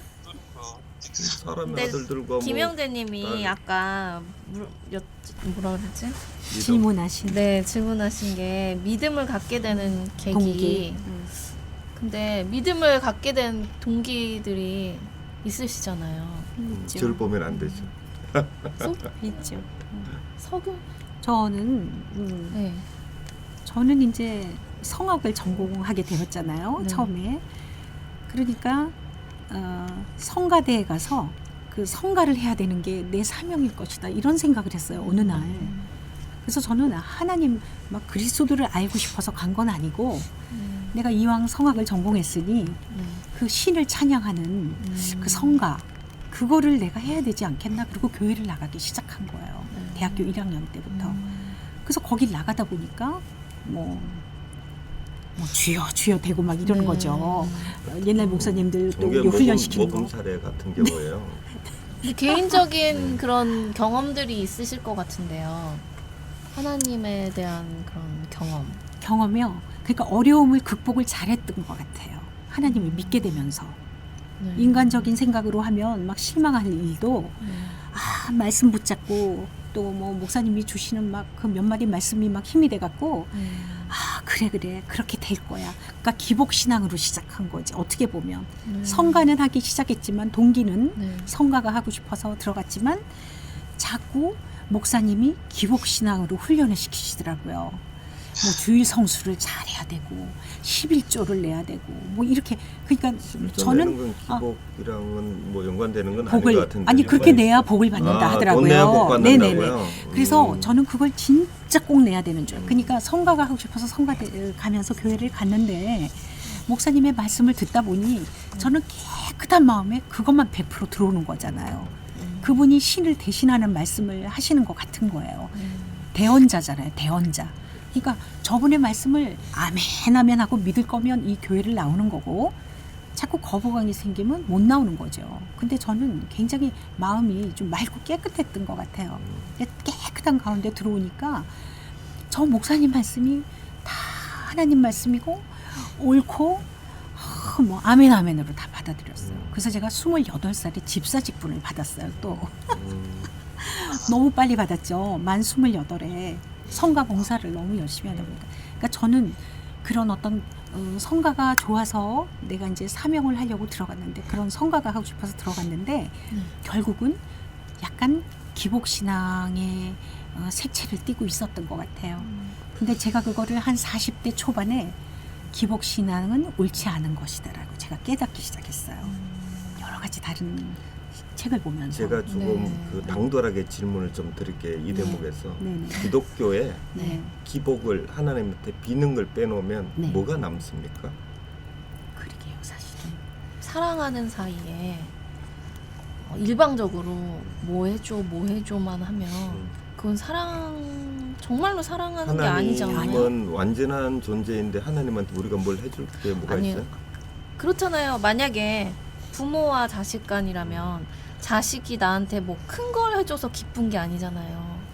한마디라도 사랑해라고 말을 해도 그게 근데 엄청 그건 맞아요. 감동적인 근데 거죠. 사실 기독교 이 성경 말씀을 다 보면 사랑이거든요. 네. 사랑을 베풀고 사랑을 나누고 사랑을 이루기 위해서 가는 건데 그리스도를 믿는 건데 처음부터 우리가 그건 알기 힘들겠더라고요.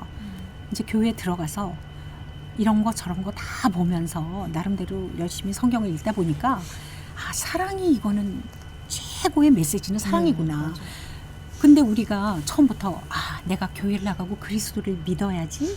왜냐하면 사랑을 나누기 위해서 내가 나가야지. 이렇게는 네. 안 되거든요. 처음엔 그렇죠. 동기가. 처음에는. 나는 너무너무 이웃을 사랑하고 싶고 여러 사람에게 내가 섬기고 싶고 내가 낮은 자가 되어서 종이 되고 싶은데 그래서 내가 그리스도를 믿고 교회를 나가야 되겠다.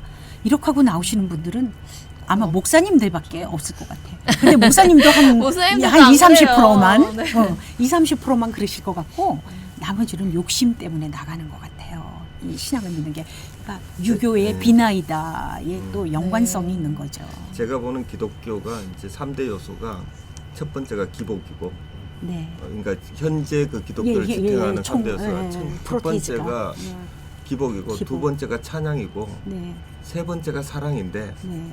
베푸는 거 세 번째가. 근데 물론 네 나누는 거. 번째는 내가 나중에 말씀을 드릴게요. 네 번째가 저는 제일 중요하다고 생각을 하는 입장인데 사실은 이 중에 기복을 빼고 나머지 두 개만 잘 하면 세상이 평화로울 거예요.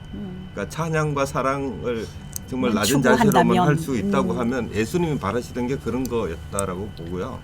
근데 예수님 스스로가 그러니까 우리가 그 예수님을 닮으라고 이야기할 때 그게 네 번째인데 예수님 스스로가 찾고자 했던 거가 이 구약을 뛰어넘는 그 무언가를 우리한테 메시지를 전하고자 했던 건데 그걸 표현하는 방법을 사랑이라고 이야기를 했던 거라서 그러니까 우리가 예수님을 믿고 하나님을 믿는다라는 것은 대전제인 거예요.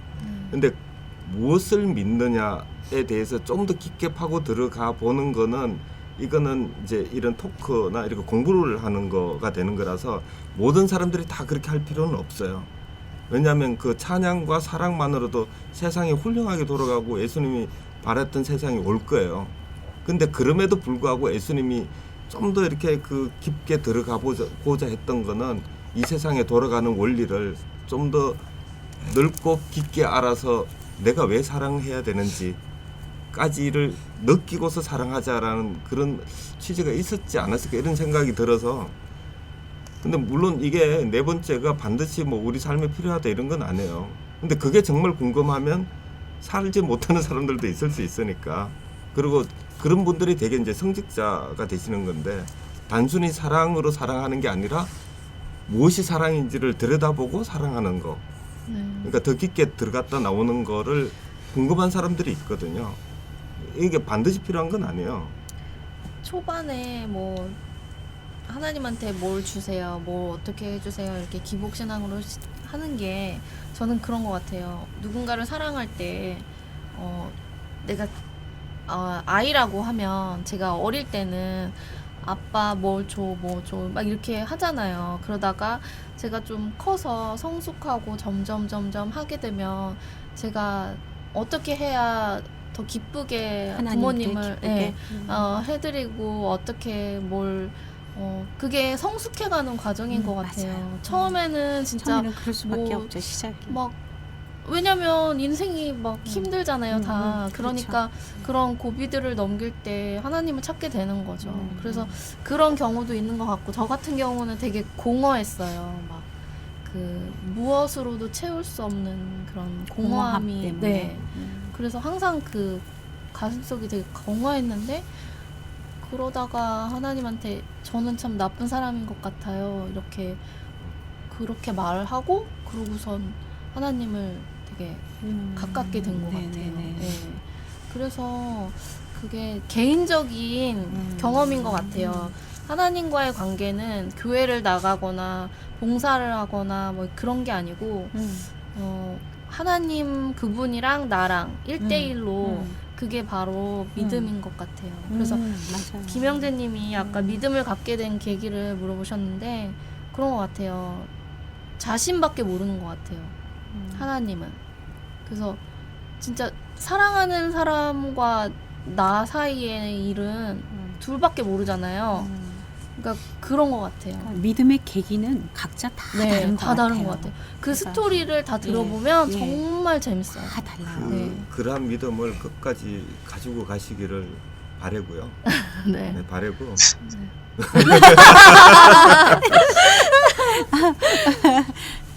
다 다른 믿음을 네. 동기로 시작은 했지만 맞아요.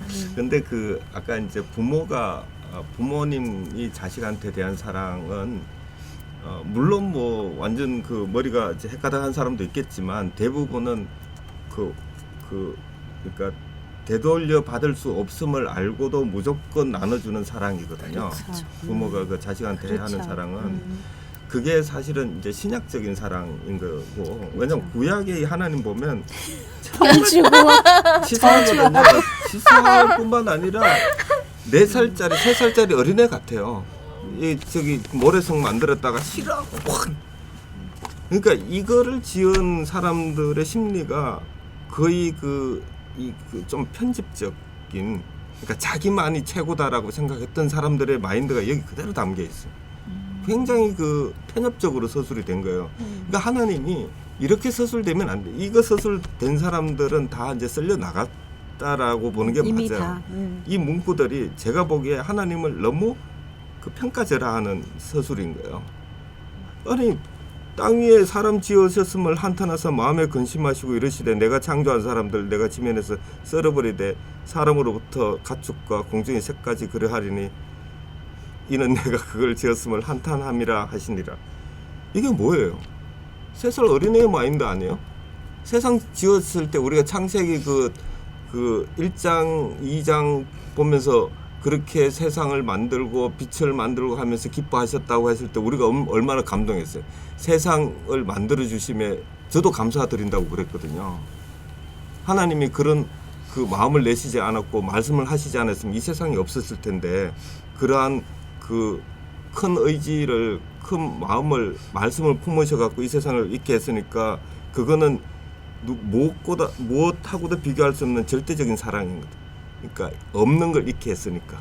사실 그 다음에 이루어지는 이런 자질구레한 것들은 뭐 사실 하나님이 세상을 굴리는데 있을 수도 있고 없을 수도 있는 이야기예요. 근데 이거를 자기네들만이 선민이라고 생각했던 일부 족속들이 자기네들끼리의 여러 가지 역사를 다 하나님을 붙여버린 거예요. 제가 보기엔 그래요. 그러니까 그 예수 천주교 미사에 네. 너무 심하게 이야기해서 죄송합니다. 아니 이제 그 부분을 들으면서 제가 이제 천주교 미사 때 이제 그 한 부분이 생각이 나는데요. 그 나라와 권능과 영광이 이제 주님한테 영원히 있다 이런 게 이제 미사 과정에서 나오거든요. 그러니까 어떻게 보면은 이제 신약적인 측면보다는 좀 지금 우리 이야기 속에서 제가 그 하나님의 나라 또 하나님의 권능 그분에 대한 영광이 어떻게 보면 구약의 핵심적인 부분이 아닌가 이 생각이 좀 드네요. 우리 장영재님 말씀 통해서. 제 의견이니까 너무 깊게 새기지는 마십시오. 우리 서자배님 말씀. 예. 그래서 저는 이제 그리스도가 오시기 전에 이 구약의 성경은 말씀은 참 무서운 진노의 하나님이셨던 것 같고 그다음에 예수 이후에 신약의 하나님은 굉장히 사랑의 하나님이신 것 같아요. 그래서 저는 이 신약 시대 이후에 태어난 걸 참 감사하게 생각해요. 저는 구약에 태어났으면 이 쓸어버리는 데 들어갔을 거예요. 그죠? 아니요.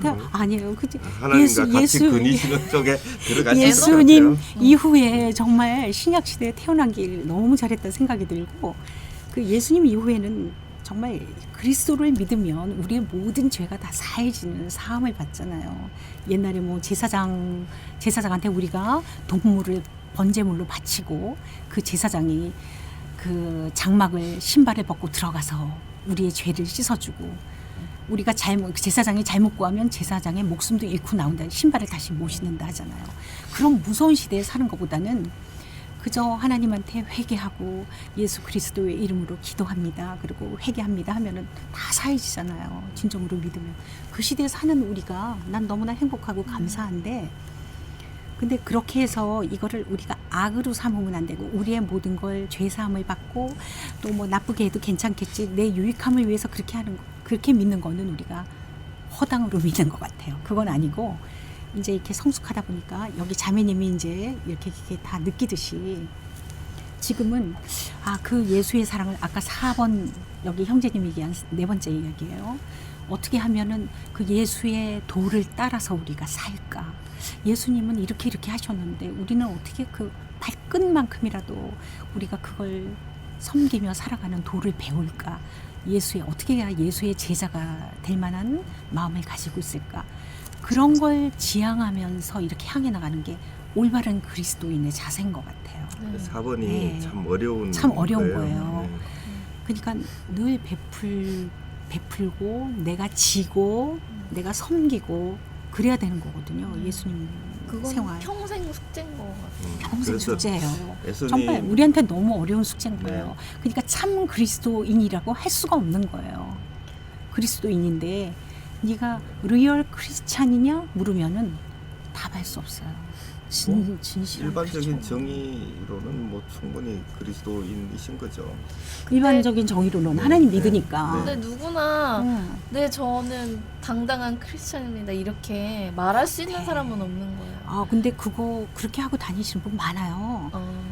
교회 가보세요. 있으세요? 권사님, 뭐 안수지 집사님 이런 분들 막 여기서 뭐 아프고 뭐 어려운 일 겪으면 그래 내가 기도해주면 돼 기도해줄게 자 우리 기도하자 막 이러고 주여 하고 막 이제 기도하고 내가 해주면 다 나을 거야 이 허리가 일주일 후에 나을 거야 걱정하지 마 그리고 나는 그런 확신 있게 하시는 분들 보면 너무 신기하기도 하고 부럽기도 하고 어떻게 그럴 수가 그거를 있을까 어떻게 저는 생각하시는 그 신앙을 거예요?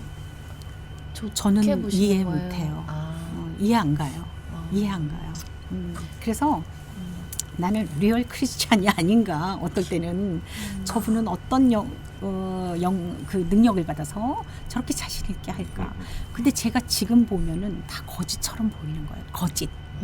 이건 좀 참 외람되고 정말 너무나 정말 잘못된 또 얘기인지도 모르겠는데 그건 자기 감정과 자기 도취에 빠져서 어떤 어떤 영의 또 뭐 그게 좋은 영일 수도 있고 악영일 수도 있어요.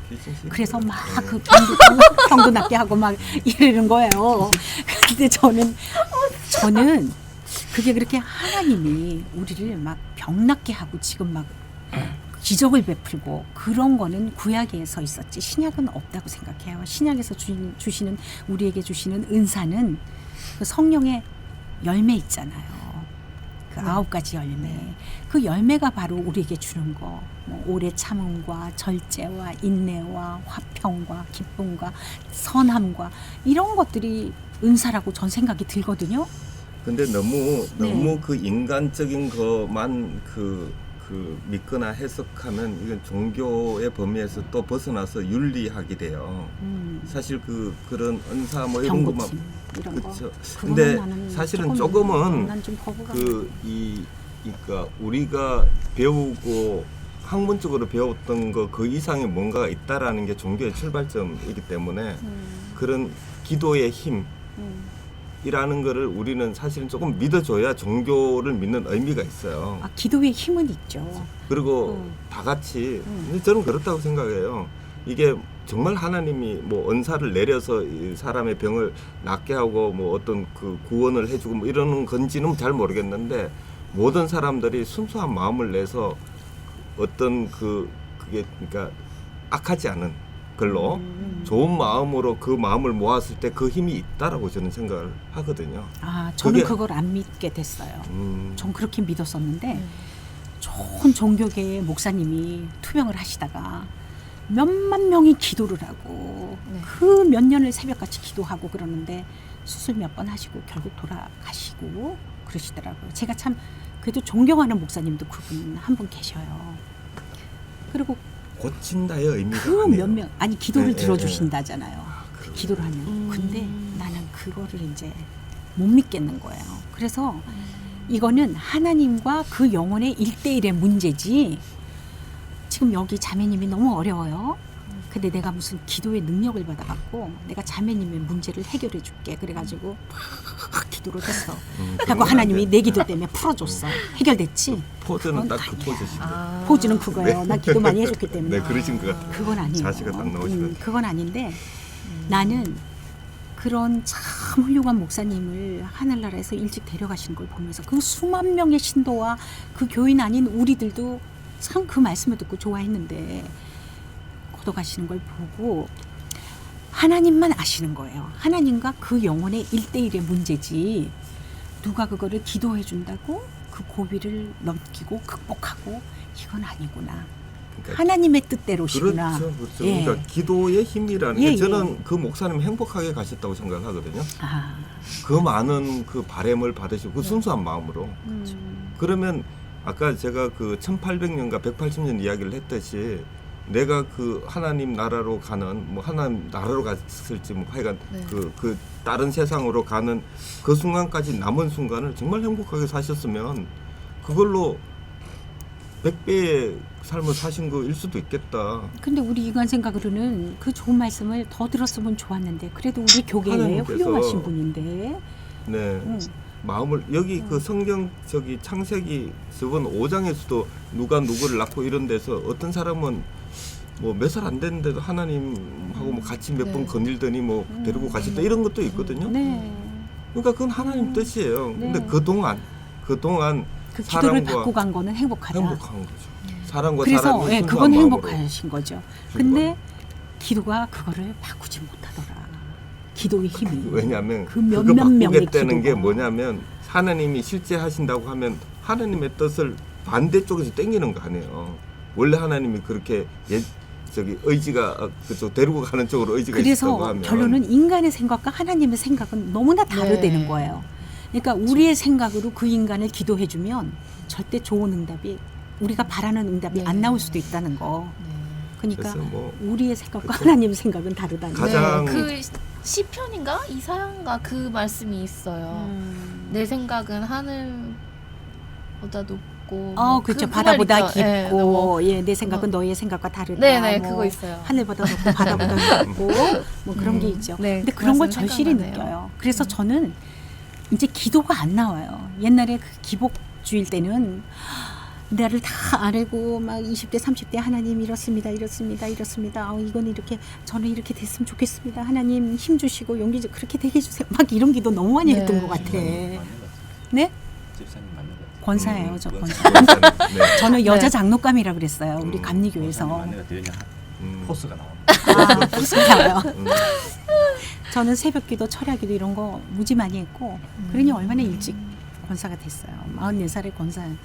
근데 권사가 됐을 때도 전 그랬어요. 이건 봉사라는 직분이지 나에게 네, 맞아요. 면류관을 씌워준 건 아니다. 네. 저는 그렇죠. 40대부터 40 먹었을 때부터 벌써 좀 이렇게 신앙이 성숙해 있었나 봐요.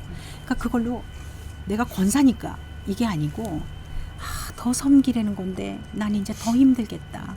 어떻게 더 섬기지? 우리 구역원들을, 우리 교회를 그런 게 짐이 되는 거예요.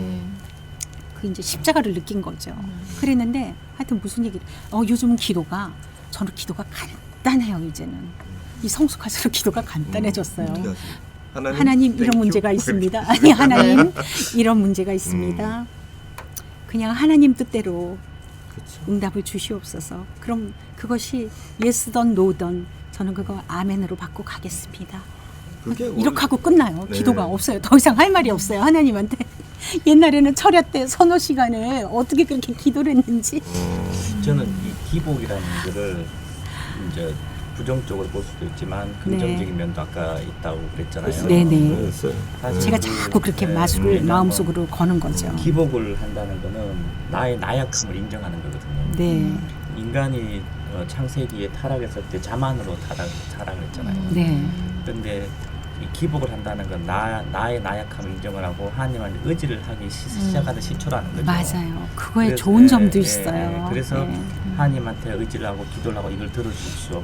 그러면서 나의 존재는 아무것도 아니라는 걸 느끼게 되는 거잖아요. 시작으로서는 예, 굉장히 예, 좋은 굉장히 좋은데 포인트. 네, 네, 그게. 네, 그런데 맞아요.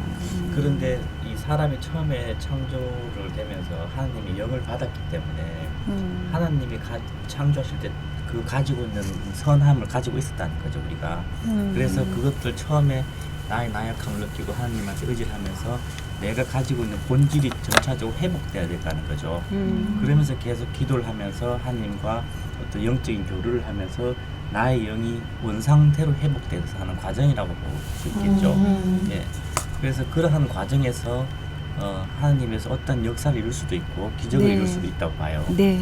그리고 또 안 들어줄 수도 있고. 네. 네. 근데 그것은 진짜 신의 영역이죠. 네. 네. 그걸 들어주고 안 들어주고는 신의 영역이기 때문에 상관을 할 수 없지만 우리가 기도를 해도 괜찮다고 봐요. 왜냐하면 기도를 해서 그게 만약에 합당한 거면 네. 들어주실 거고 또 성경에 그런 이야기 나오면 아주 간절할 때 들어주신다고 하잖아요. 그런 이야기도 있고 뭐 신약에도 나오잖아요. 그래서 그런 거 볼 때 우리가 굳이 기복을 안 할 필요는 없지만 기복을 할 필요도 있다 이런 생각이 들고 그리고 아까 뭐 그리고 하다 보면 하나님과 거의 하나님 우리가 처음에 가지고 있는 우리 본질을 회복을 했을 때는 사랑은 자연스럽게 나오는 거죠. 네. 그래서 예수님이 나를 믿으면 구원을 받을 것이다. 나를 믿고 나와 같이 되면 이런 이야기잖아요. 나와 믿고 나와 같이 되면 그러니까 예수님도 하나님의 아들이고 우리도 하나님의 아들이잖아요. 그러면 나와 같이 되면 구원을 받을 거다는 거잖아요. 그래서 그런 수많은 그 40일 동안의 그 광야 생활, 인간이 우리가 가지고 있는 광야 생활들을 거치면서 그런 하나님과 같이 유사한 가장 비슷한 본질을 회복했을 때 구원을 받을 것이고, 근데 그래 또 그 다음에 이제 지옥이 나오는데 그건 잘 모르겠어요. 모르겠는데 그래서 저는 믿음의 동기를 얘기하다가 이 원문과는 너무 엉뚱한 데로 갔네요. 다 원문에 나오는 이야기예요. 김영재님의 질문에 우리가 충실히 대답하려다 네. 보니까 너무 많이 지나간 너무 것 같아요. 아니 뭐 그 뒤에 네. 나오는 건 저기 배 만들고 뭐 저기 배 지금 만들고 배 그런 거? 태울 그 주문 받는 거 뭐 이게 전부니까. 김영재님이 한마디 해주셔야 될 것 같은데요. 네. 우리가 네.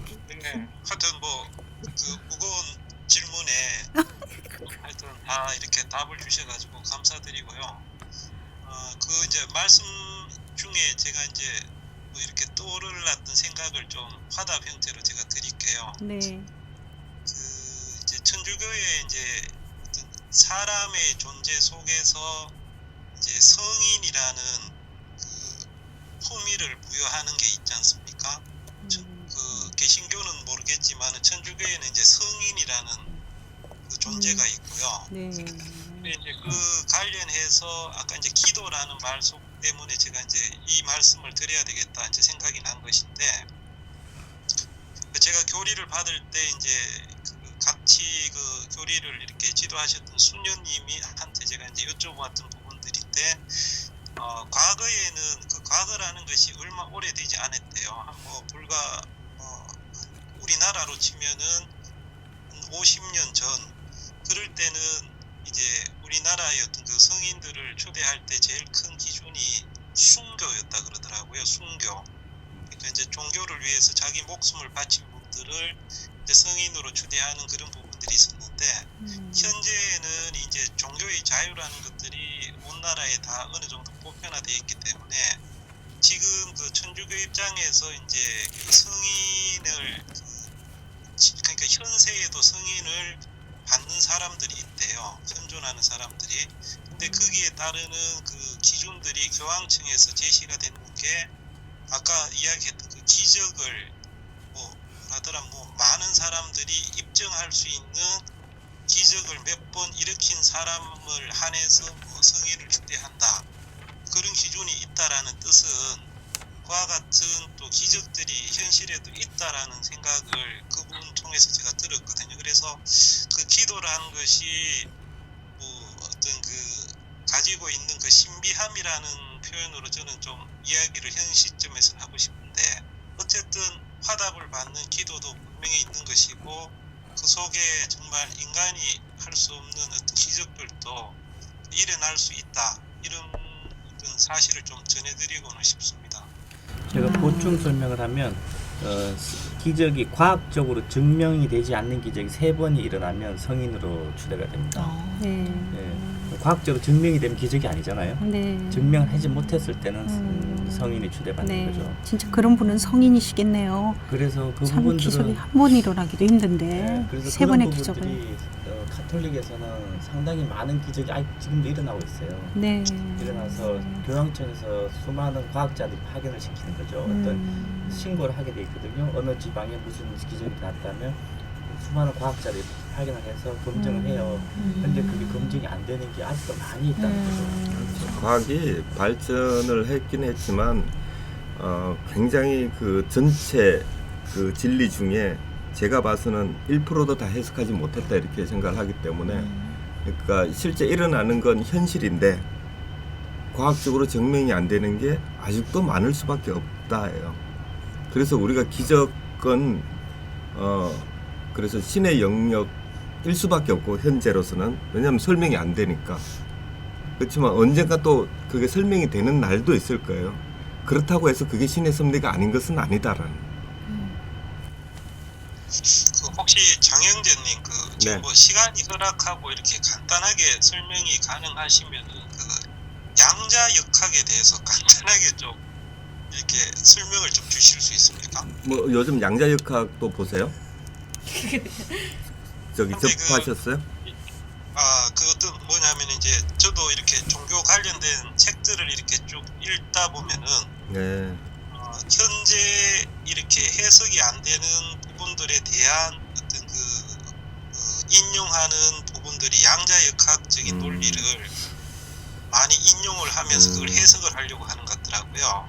그렇군요. 그래서 그게 어떤 이 종교적인 신앙의 어떤 그 영역하고의 어느 정도 그 부합되는 부분이 어떤 면에서 있는지가 좀 많이 궁금하더라고요. 부합된다기보다 아까도 이제 그 기적을 판정하는 기준에 대해서 잠깐 이야기를 했는데 그 사실은 이제 학문의 그 끝 영역에 가면 경계선이 거의 이제 종교와 철학과 현재 알고 있는 학문과 이렇게 경계선이 만들어지거든요.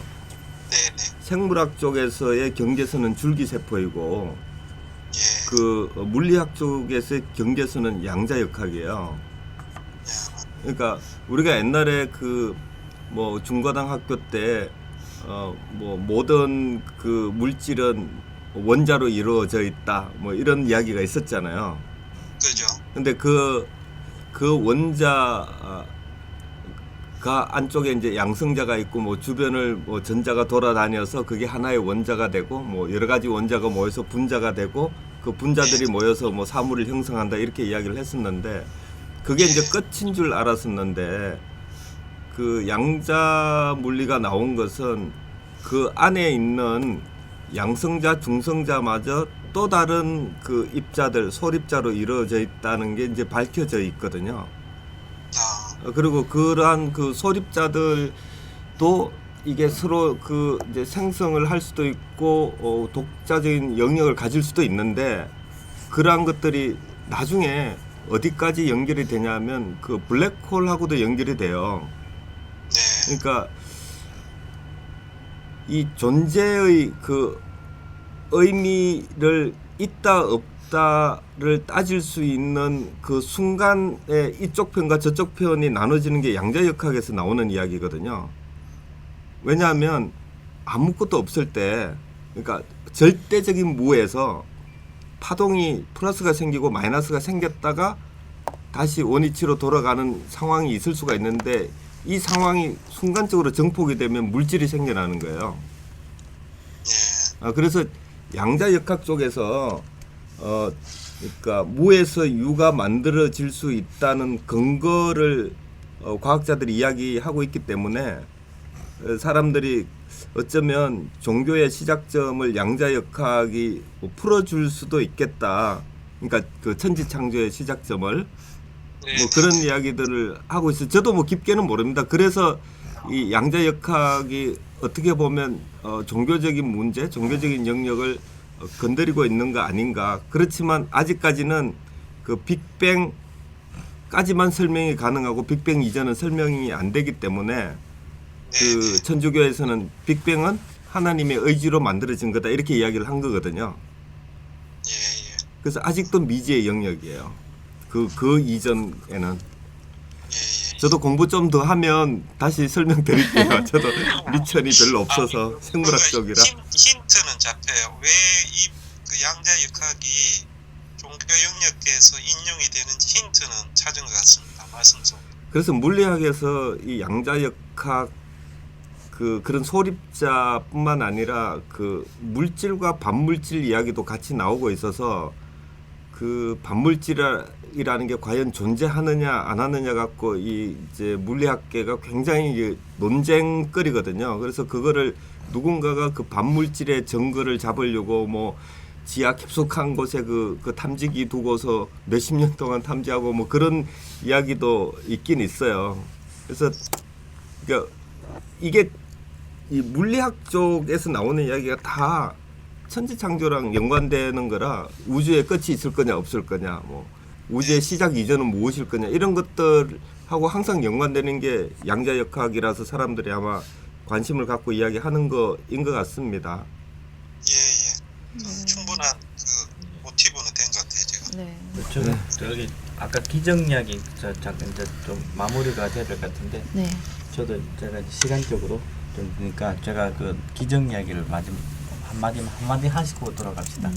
그런데 저는 수많은 기적이 지금도 일어나고 있다고 저는 믿고 있어요. 하지만은 그런 수많은 기적이 일어난다고 해서 이 세상이 이 하나님의 기적이 우리 눈앞에 보여진다고 해서 우리가 믿을 거냐? 그건 아니라는 거죠.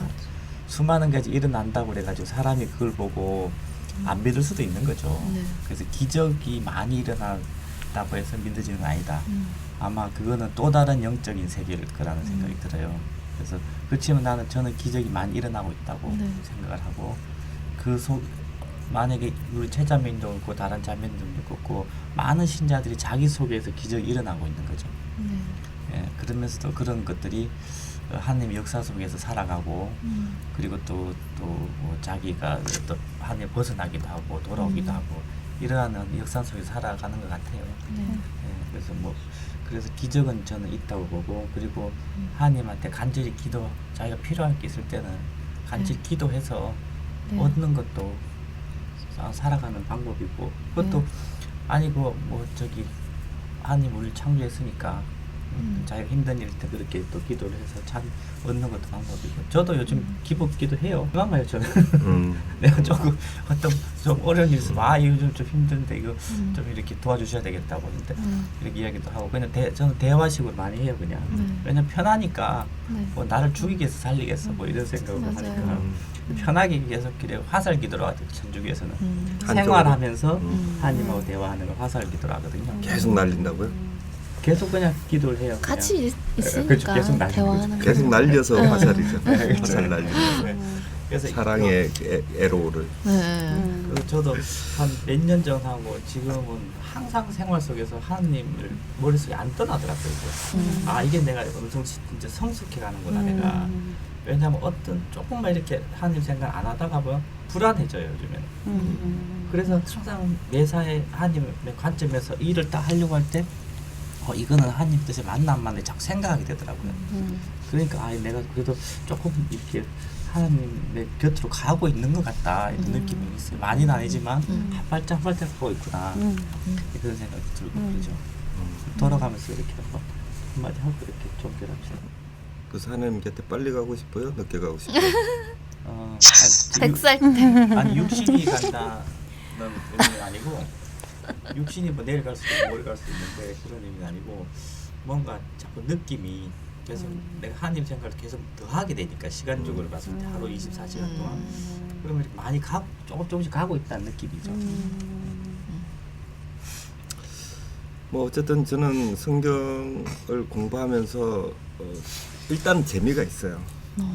여러 가지 이야기들 이게 뭐 설화일 수도 있고 뭐 여러 가지 그 썰이 있을 수가 있는데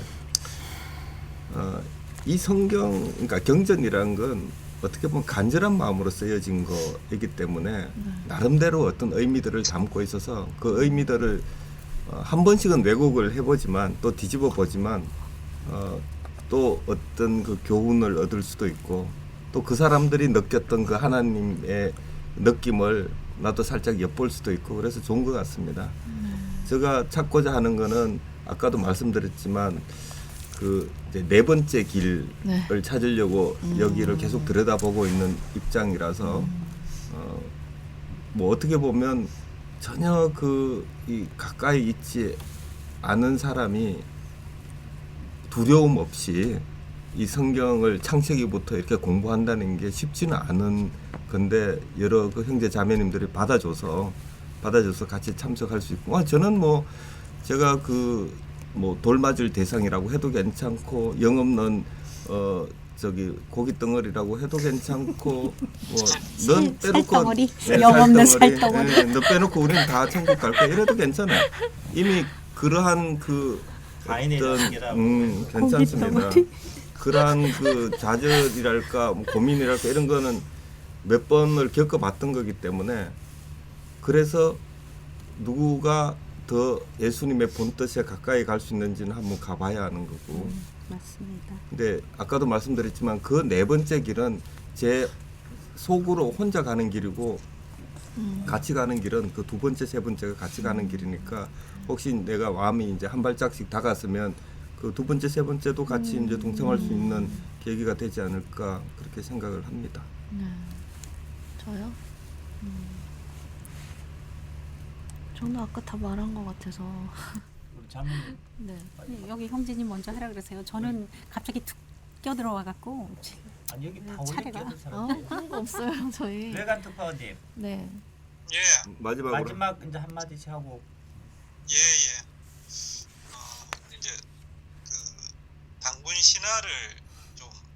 생각을 좀 하게 됐고요. 이제 역사라는 것이 이제 어떤 살아있는 사람들의 어떤 흔적을 이야기한다는 부분 속에 진짜 예를 들어서 뭐 강한 사람, 살아남은 사람의 어떤 부분만이 역사로 남는다고 했을 때 뭐 이런 이야기를 한다면은 그 기독교 관점에서는 불경스러울 수 있는 이야기지만은 제가 지금까지 6장까지의 어떤 그 성경 말씀 속에서는 정말 당군 신화와 이 구약 성경이 크게 다르지 않다 이런 생각 속에 현재 이제 머물고 있고요. 하지만 그 제가 깨닫지 못하는 뭔가가 있으리라는 그 신비함에 대한 어떤 갈망 때문에 이 모임을 항상 기쁘게 그리고 기다리는 마음으로 늘 임하고 있다는 제 생각을 좀 전하는 걸로 저는 제 생각 마치겠습니다.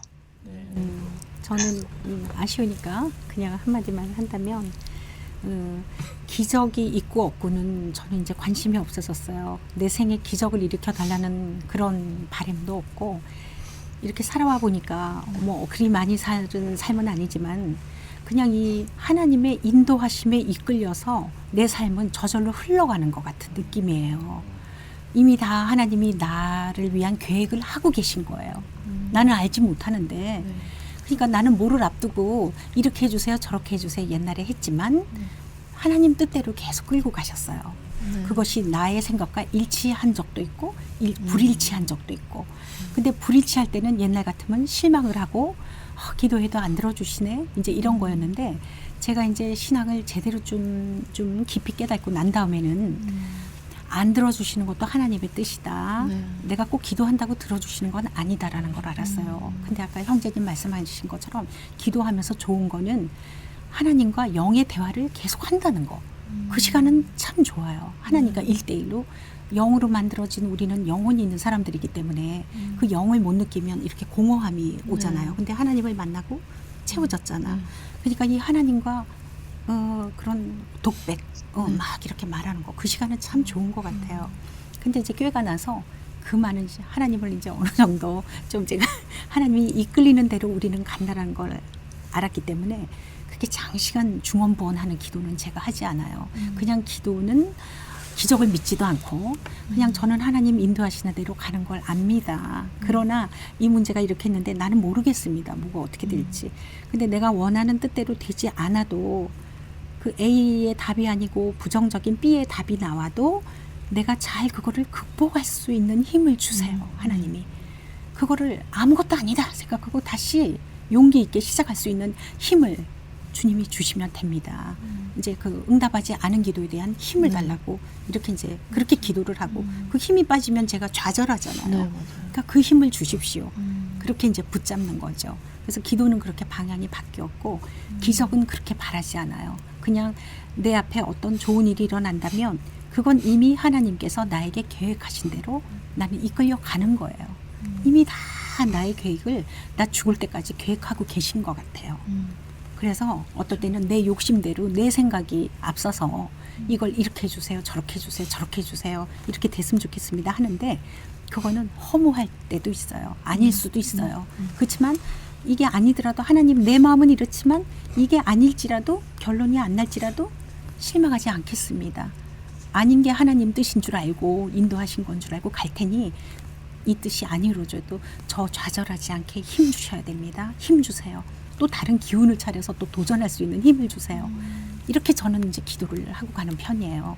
그래서 기적을 그렇게 믿지도 않고 그냥 주님이 나를 계획하신 대로 나는 이끌림을 받아 간다라는 생각이고요. 그렇게 그냥 살아가니까 편안하고 욕심도 별로 없어지고 뭘 기대했다가도 안 되면 하나님 뜻이 내 뜻과 일치하지 않았구나. 하나님의 생각은 더 깊으시구나. 근데 그게 제가 체험을 했는데 그게 안 됐을 때 처음엔 실망했어요. 근데 나중에 알고 보니까 더 내가 다듬어진 다음에 그 일을 하게 하시려고 안 되게 하셨던 거더라고요. 그래서 얼마나 감사한지 몰라.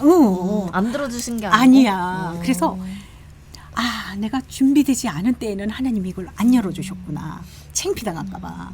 근데 내가 이렇게 테크닉이 되고 뭔가가 되니까 이 무대를 올려주시는구나. 이제서야 올려주시는구나.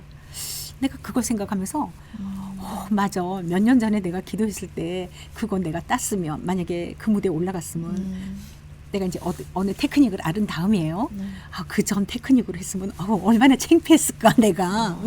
그런 생각이 들 때가 있어요. 그래서 야 정말 하나님의 계획대로 이루어진다.